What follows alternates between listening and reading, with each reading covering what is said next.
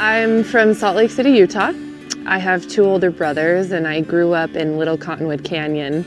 Snowbird is my home club, and I started skiing at the age of 3 with my dad and my mom and my brothers, and at the age of 6 we noticed this program, this club program going on, and all these young kids were ski racing or they were doing other sports, but the ski racing thing really stuck out to us.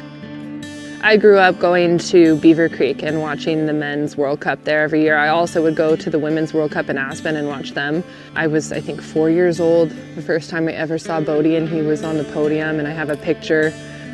He's so ingrained in my memory, and I loved everything that he did.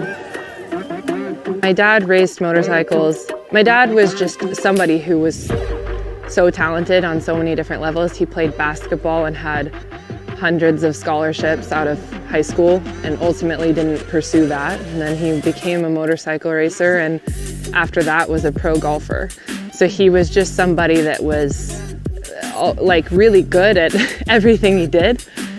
He didn't want us on motorcycles, but I don't know if downhill skiing is much safer, so.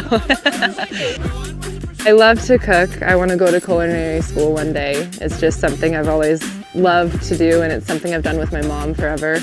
I'm vegan, actually. Honestly, it became a trend. I've been vegan my whole life, but it definitely, there's certain places that have made it a little bit more of a trend. I think my greatest strength, if we're talking about ski racing, I know where the fast line is, and I know how to get there.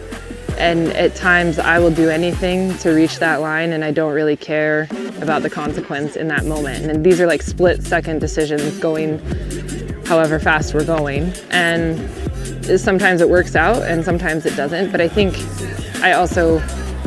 the intention of doing them well and like capitalizing on my instincts well is there. It's just whether or not I can honestly keep up with what my mind wants to do sometimes. Actually, I grew up as a slalom skier. I feel like a lot of people grew up as slalom skiers. And I think if I would have stuck with slalom and stayed on a slalom route, I could have maybe done it back in the day. But my love for speed was bigger. And as soon as I started pursuing that, I knew I had to stay on that. I think I am impatient, for sure, because I want things now.